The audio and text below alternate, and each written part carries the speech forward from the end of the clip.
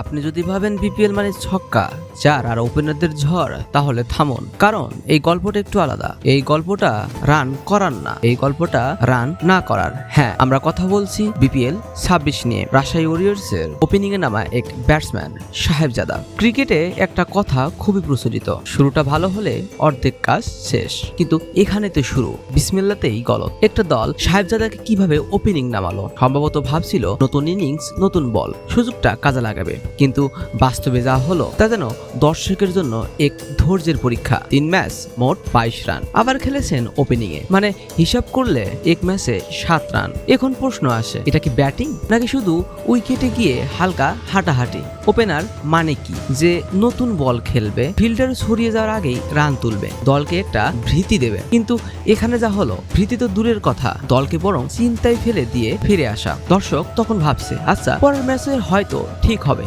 কিন্তু না, পরের ম্যাচও একই ছবি, বল আসছে, ব্যাট যাচ্ছে, কিন্তু রান যেন আলাদা লিগে খেলছে। এখন প্রশ্ন উঠছে, এটা কি খারাপ ফর্ম, নাকি আত্মবিশ্বাসের সংকট, নাকি খুব বেশি শান্ত ওপেনিং করার চেষ্টা? কারণ সাহেবজাদার এমন ব্যাটিং করেন যেন তিনি এসেছেন ইনিংস শুরু না করতে, ইনিংস শেষ হওয়ার অপেক্ষা করতে। ব্যঙ্গটা এখানেই আসে, দল যখন ওপেনিং এর ঝড় চাইছিল তখন পাওয়া গেল হালকা বাতাসও না। ক্রিকেট নিষ্ঠুর খেলা, এখানে নাম নয়, এখানে পরিচয় নয়, এখানে শুধু রান কথা বলে। বিপিএল এর মতো টুর্নামেন্টে 3 ম্যাচে 22 রান মানে কোচ, টিম ম্যানেজমেন্ট আর দর্শকের জন্য একটাই প্রশ্ন, আর কতদিন? এই পারফরমেন্স দেখে মনে হয় সাহেবজাদা বিপিএল এর যাত্রা শুরুই হয়নি, শেষ হয়ে গেছে শুরুর আগে। সোজা বাংলা ভাষায় বলতে গেলে বিসমিল্লাতেই গলত। তবে ব্যঙ্গটা থাকলেও কথা মানতেই হবে, ক্রিকেট কামব্যাক অসম্ভব বলে কিছু না। আজ 22 রান, কাল হয়তো 80, কিন্তু যতক্ষণ না সেটা হচ্ছে ততক্ষণ এই পারফরমেন্সের একটাই নাম হবে ব্যর্থ ওপেনিং। শেষ কথা, রাজশাহী ওয়ারিয়র্স যদি ওপেনিং স্থিরতা চায় তাহলে শুধু নাম দেখে নয়, রান দেখে সিদ্ধান্ত। আর সাহেবজাদার জন্য